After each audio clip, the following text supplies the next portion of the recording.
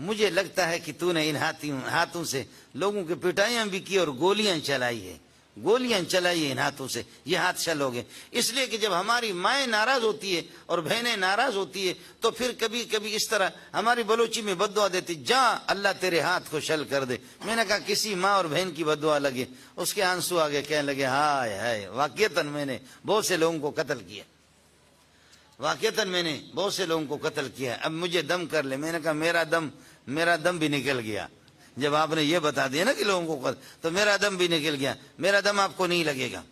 ایک بندہ آ گیا، بہت بڑے آدمی ہیں، کہنے لگے مولانا ایک آدمی مستقل رسول پاک صلی اللہ علیہ وسلم کو خواب میں دیکھ رہا ہے، حضرت کو خواب میں دیکھ رہا ہے، لیکن حضرت اپنا چہرہ نہیں دکھاتا، حضرت اس سے گفتگو نہیں کرتا، اس کی تعبیر کیا ہے؟ میں نے کہا لگتا ہے یہ بندہ درود بہت پڑھتا ہے، تہجد پڑھتا ہے، لیکن نبی جب اپنا چہرہ اس کو نہیں دکھاتا تو لگتا ہے کہ یہ درود بھی پڑھتا ہے، نبی کو دیکھتا ہے لیکن حضرت چہرہ نہیں دکھاتا، اس سے گفتگو نہیں کرتا، تو لگتا یہ ہے کہ یہ آدمی شرابی ہے۔ کہنے لگے کہ مولانا، رونے لگے، کہنے لگے مولانا دعا کرو، خدا کی قسم میں خود ہوں، دعا کرو، اس کے بعد لعنت بھیجتا ہوں شراب پہ، میں شراب نہیں پیوں گا۔ وَمِن شَرِّ غَاسِقٍ إِذَا وَقَبَ، اور رات کی تاریکیاں اس کی برائی سے کہ اذا وقب داخل ہو جائے۔ وَمِن شَرِّ النَّفَّاسَاتِ، ان عورتوں کی برائی سے کہ النَّفَّاسَاتِ فِي الْعُقَدِ، گروہ میں پھونک مارنے والی۔ ہماری ماں اور بہنیں اور بیٹیاں ہماری فارغ ہو جاتی ہے، مرد حضرات چلے جاتے ڈیوٹی ملازمت پر، بس پھر عورتیں پھر یہی ہے کہ فلاں کو فلاں نے جادو کیا، فلاں کو فلاں نے جادو، کوئی جادو وادو کچھ بھی نہیں ہے۔ نمازوں کا اہتمام کرو، یاسین شریف کا صبح کو اہتمام کرے۔ اللہ کی قسم کھا کے کہتا ہوں میری ماں اور بہنیں سن لے، سورہ نور کی تلاوت کا اہتمام کرے۔ کوئی ماں کا لال بری نگاہ سے آپ کو دیکھ بھی نہیں سکے گا، کوئی مشکل مسئلہ نہیں ہے۔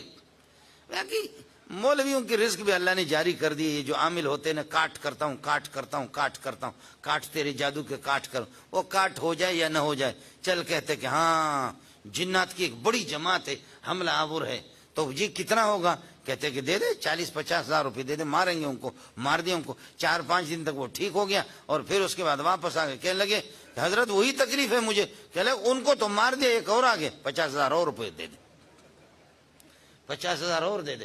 یہ مستقل کاٹ کا سلسلہ چلتا ہے، مستقل کاٹ کا سلسلہ۔ میرے پاس بھی آتے لوگ، کبھی کبھی کہتے کہ جن نے کہا کہ مولوی منظور کے پاس چلے جائیں آپ کے۔ میں نے کہا اچھی بات ہے، کہتے کہ جب تک یہ کہ گائے نہیں دیں گے۔ میں نے کہا دے دو مودی صاحب، وہ گائے بھی لے لی طلبہ نے، لے کر کھا لی، کہتے ہیں کہ پھر بھی جن نہیں چھوڑ رہا۔ میں نے کہا کیا کروں بھائی، گائے تو واپس نہیں دے سکتے، طلبہ نے کھا لیا، اب میں کیا کروں؟ عجیب لوگ ہیں، جب دینداری نہیں ہے، قرآن کی تلاوت نہیں ہے، یاسین شریف کی تلاوت نہیں ہے، سورہ نور کی تلاوت نہیں ہے، معوذتین، قل اعوذ برب الفلق من شر ما خلق ومن شر۔ حضرت اقدس صلی اللہ علیہ وسلم خود فرماتے، شب معراج پہ جب میں تشریف لے جا رہا تھا، حضرت اقدس فرماتے کہ ایک ایسا بھوت لگ گیا میرے پیچھے، موطا امام مالک کی حدیث سنا رہا، فرمایا اس کے منہ سے آگ کے شعلے نکل رہے تھے، تو اللہ نے مجھے حکم دیا کہ اعوذ بکلمات اللہ التامات من شر ما خلق۔ یہ اگر آپ کو یاد نہ رہے تو قل اعوذ برب الفلق برب الناس تو یاد رہیں گے، اس کو پکڑو۔ یہ اتنے بدبخت قسم کے ہیں کہ حضرت اقدس کو بھی انہوں نے نہیں چھوڑا۔ فرمایا کہ رات کو میں تہجد کے لیے اٹھا، ایک آ گیا میں نے اس کو پکڑ لیا، فرمایا میرے بھائی جان حضرت سلیمان علیہ السلام کی دعا مجھے یاد تھی، انہوں نے فرمایا رب هب لي ملكا لا ينبغي لأحد من بعدي انك انت الوهاب، اے اللہ مجھے ایسی حکومت دے دو باقی کسی کو نہیں دینا۔ اللہ نے ہواؤں کو سلیمان کے لیے مسخر کیا تھا، جنات کو ان کے لیے، تو مجھے شرم آ گئی، میں نے کہا بھائی جان کا احترام کیا، ورنہ میں محمد چاہتا تو مسجد نبوی کے ستون کے ساتھ، پلر کے ساتھ اس کو باندھ کر کے رکھتا، اور وہ بھی منت مانی کی، اس لیے میں نے چھوڑ دیا۔ حضرت ابو ہریرہ کو ایک دفعہ کہا کہ یہ صدقے کے مال ہے، گندم ہے، آٹا ہے، اس کی حفاظت کرو۔ آدھی رات کو ایک بڈھا آ گیا چوری کر رہا تھا، بوری میں ڈال رہا تھا، ابو ہریرہ نے پکڑ لیا، یہ بخاری کی حدیث آپ کو سنا رہا ہوں، ابو ہریرہ نے پاؤں سے اس کو پکڑ لیا، کہنے لگے چھوڑ، میرے چھوٹے چھوٹے بچے ہیں، بس کیا کروں، مجبوری ہے، غریبی ہے، یہ وہ ہے، مجھے چھوڑ دو، اس کے بعد کچھ بھی نہیں کروں گا۔ ابو ہریرہ کہاں، اور یہ راشن کہاں، یہ گندم، یہ آٹے کہاں، اور ابو ہریرہ نے کسی کو بتایا بھی نہیں۔ صبح خیر ابو ہریرہ کو ترس آ گیا، بوڑھا رونے لگا، ابو ہریرہ نے کہا پھر واپس نہیں آنا، وہ چلے گئے۔ صبح کو درس میں گئے، یہ قرآن کے درس کا فائدہ ہوتا ہے، یہ حدیث کے درس کا فائدہ۔ صبح کو جب درس میں گئے تو حضرت اقدس صلی اللہ علیہ وسلم مسکرا کر کے کہنے لگا ابو ہریرہ وہ تیرے رات والے مہمان کا کیا ہوا؟ اللہ اللہ، ابو ہریرہ وہ تیرے رات والے مہمان کا کیا ہوا؟ کہنے لگے حضرت وہ بوڑھا تھا، ترس آ گیا یا گیا ہے، اس کو کہتے نبی، اس کو کہتے نبی۔ سبحان اللہ، یہ آپ کا معجزہ ہے۔ فرمایا کہ خیال کر لینا ابو ہریرہ پھر آئے گا. ابو ہریرہ کہتے کہ دیکھتے ہیں. پھر دوسری رات کو پھر آدھی رات کو پکڑ لیا. ابو ہریرہ نے کہا کہ چھوڑوں گا نہیں. کہا اللہ کے لیے اس کے بعد ایسا کم نہیں کروں گا, چھوڑو چھوڑ. پھر اتنا روئے, اتنا بزرگ بن گیا, صوفی بن گیا کہ ابو ہریرہ نے پھر چھوڑ دیا, پھر چھوڑ دیا. ابو ہریرہ پھر چلے گئے دوسرے دن حضرت کے درس میں. تو حضرت نے فرمایا کہ ابو ہریرہ تیرے مہمان کا کیا ہوا, وہ رات والے وہ تو آ گیا تھا. ہے ابو ہریرہ فرمایا خیال کرنا پھر آ جائے گا. پھر تیسری رات آ گیا, پھر ابو ہریرہ نے پکڑ لیا.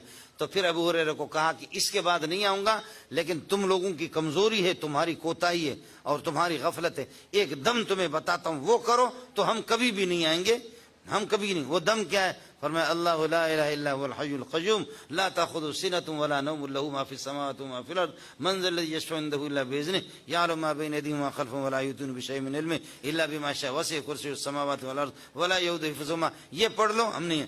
تو پھر اس کے بعد یہ وظیفہ بتایا. ابو ہریرہ نے کہا چلو وظیفہ تو بتا دیا, چور صاحب نے چھوڑ دیا اس کو. حضرت ابو ہریرہ تیسرے دن گئے, حضرت صلی اللہ علیہ وسلم نے فرمایا کیا ہوا, آ گیا نا؟ فرمایا حضرت آ گیا, پکڑ لیا, لیکن ایک وظیفہ بتایا. کہا کیا وظیفہ؟ کہا اللہ آیت الکرسی پڑھ لو. فرمایا یہ شیطان تھا, آپ پہچان نہیں رہے تھے, لیکن وظیفہ صحیح بتایا ہے.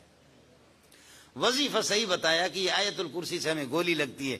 اس لیے ماؤں سے اور بہنوں سے آپ سے بھی گزارش ہے کہ یہ جو ہوتا ہے نا, وہ جو دوربین موردین وہ جو ہوتے ہیں کہ مریض کو مشینوں میں چیک کرتے ہیں, اس میں جن نہیں آتا, جنات اس میں نہیں. چاہے آغا خان سے جا کر کے ٹیسٹ کراؤ یا لیاقت اسپتال سے, اس میں جن نہیں آئے گا, سمجھے. اور یہ مشینیں آپ کی جنات کو بھگا نہیں سکتے. ان کو بھگانے والا محمد ہے, جس پہ قربان جاؤں. ان کو بھگانے والا محمد رسول. ومن شر النفاثات فی العقد ومن شر حاسد اذا حسد. اور حاسد کی برائی سے جب حسد کرنے پر آ جائے, اللہ ہم سب کو حسد سے بچائے. حسد یہ کہ مولانا منظور یوسف کو اللہ نے کوئی نعمت دی ہے, میں یہ ہے کہ جل رہا ہوں کہ یہ نعمت کسی طرح سے چھن جائے, یہ حسد ہے, یہ حرام ہے. اور ایک ہے رشک ہے, غبطہ ہے اور رشک ہے. وہ یہ ہے اللہ نے اس کو دیے, اللہ مجھے بھی اسی طرح دے دے, اللہ اس کی اجازت ہے.